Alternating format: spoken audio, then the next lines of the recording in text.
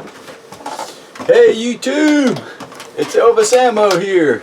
Hey, today I wanted to talk about primers. Mixing and matching primers, using small pistol primers in small rifles, and using small rifle primers in small pistols, and that sort of thing. A little bit of the backstory on, the reasoning, for wanting to get this information out is, I get comments and questions all the time, as you know, about these subjects and subjects like this. And I might read, information in other forums and that kind of thing, and I realize, what a big topic, this is. So really, I just wanted to get out, some basic information, to my audience here on the Elvis Ammo channel, because, there's so many, brand new reloaders, and and there's so many reloaders out there that may have or do have questions about the topic. And I was just gonna, I really thought that this subject was kind of open and closed, kind of simple. There's 4 types of primers, right? Basically, you have small pistol primers, and you have small rifle primers. You have large pistol primers, and you have large rifle primers. And then, with the large primer, you also have a large Magnum primer for Magnum loads, and then you have a small Magnum primer for small Magnum loads. So, with that said, I've in the past, in the recent past, I've had people talk about, they've tried different primers. I can't remember exactly, the sequence of the primer situation that they used in this, for instance, but they really couldn't determine, a lot of difference between using a small pistol primer, small rifle primer, large pistol primer, large rifle primer. It's, for some folks, they're under the idea that, it really doesn't matter a whole lot, and some of this will always be up for debate. But I thought I would just kind of throw out what I know, and without complicating it any more than I have to, I just wanted to talk about that, mixing primers, using a small rifle primer for a small pistol primer, and using a small pistol primer for a small rifle primer, and vice versa, and the same with the large primers, and also what the difference is between some of these and maybe a Magnum primer. So first of all, I'll say a Magnum primer is for instance, if you use a Magnum primer, it's going to be a little bit hotter flame, and the duration of the flame is going to last a little bit longer. So that's why we use Magnum primers in volume cases that are Magnum loads, and in use mostly with powders that are very dense, like ball powders and that kind of thing. So where you'll get a benefit from using a Magnum primer that's going to ignite all that dense powder all at once is kind of what we want, right? So that's the difference with the Magnum primer. There's different brands of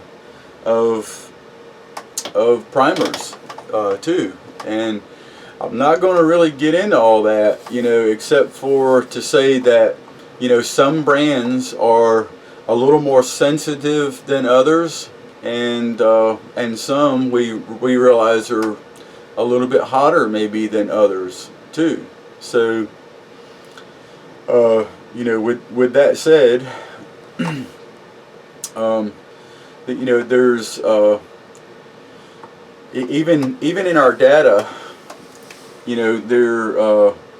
our data may, for instance, warn us against as you're approaching for maximum loads, they may warn you, for instance, against maybe using a Winchester primer. All right, I mean, that indicates to me, that maybe a Winchester primer is a little bit hotter. And we all have different brands of primers that we use for different reasons. Some of us just like to stick to one brand, and and that's all good. Not going to really get into that, but in some of these examples, that I've been told about, in comments and talked back and forth about in the comment section and questions, and sometimes people just, in different forums, just offer all these ideas of what they like to do and how they like to do it. But in the case of a rifle primer versus a pistol primer, for instance, the rifle primer has a little bit harder cup. All right. Okay. Here's a small primer. It's irrelevant, really, whether it's a pistol or a rifle primer, isn't it? That's a primer, and the rifle primers have a little thicker cup to them than the pistol primers, so that the reason I mention that is because if you're using a small pistol primer in place of, for instance, a small rifle primer, just know that the primer is going to be a little more sensitive. I don't know if you guys have noticed, in your bolt carrier group, in your semi-autos, like your AR style rifles, the firing pin is extremely lightweight. All right, you guys cleaning your ARs and you're like, man, this firing pin's light. Well, they're light for a reason, because it's a floating firing pin. So whenever you drop your bolt on a live round in the chamber, the firing pin, don't have as much weight along with the inertia when the bolt drops to make that cartridge go off. So regardless of what you're using for primers, always point your rifle in a direction to where when you drop your bolt, that wherever that bullet lands is going to be just okay. So with that said, if you're using a pistol primer in a rifle case with a semi-auto, for instance, you could get an accidental discharge when you drop the bolt on that round. Just throwing that out there, it's very possible. It's not just me saying that. I mean, it's good. I'm not saying it's going to happen. It's a possibility. So that's the reason, why there's, we have, small rifle primers, small pistol primers, large rifle primers, large and Magnum loads. That's the reason they're different, is because they serve a little different purpose. So, I'm not going to go off on a big warning tangent here, but I just thought I'd throw that out there. Also, if you were to do, the other way around, for instance, if you're using a small rifle primer, for your 9mm round, for instance. Well, in your striker fired guns, I like to know that even my practice ammo and target ammo could be used in self-defense if needed.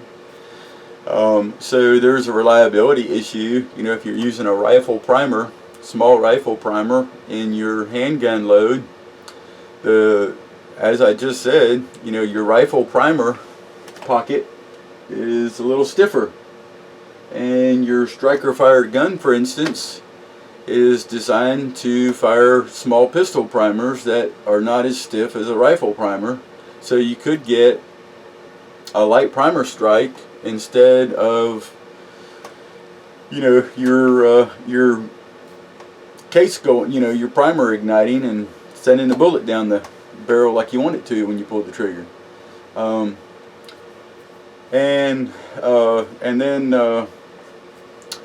in your Magnum loads, some of your data, for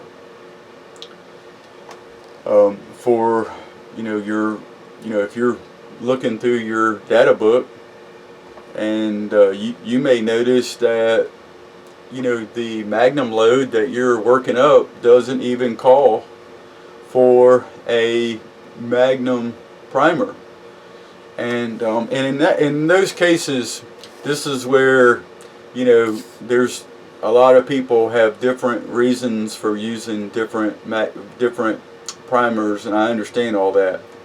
But to keep it simple, if you're approaching your max loads in your data book, that's important to take into account, because a Magnum primer could, on a maximum charge, give you over pressure on your max charge that you're working up. So I'm just kind of throwing that out there, as something to keep in mind, when you're working up loads that don't call for a Magnum primer, that once you approach that maximum charge, you could be going, you want to be watching for pressure signs at that point, and a Magnum primer could send it over the edge. Just throwing that out there as food for thought.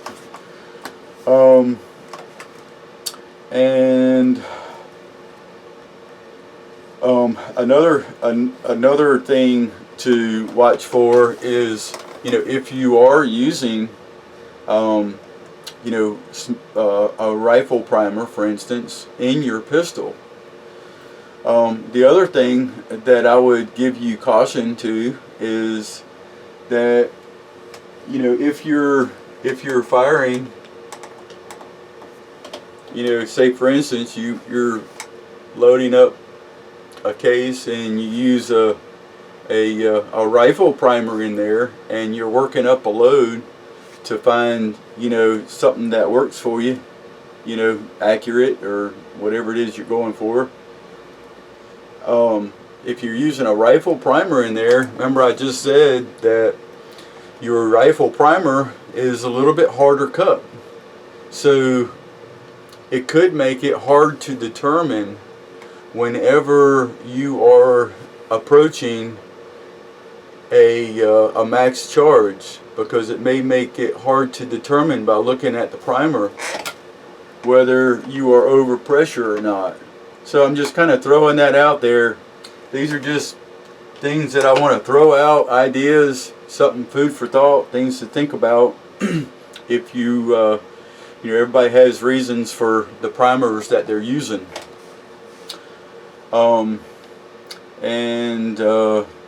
Another thing that I didn't mention was, if you're using pistol primers in your rifles, like I said, the wall of the primer cup is thinner in your pistol primer.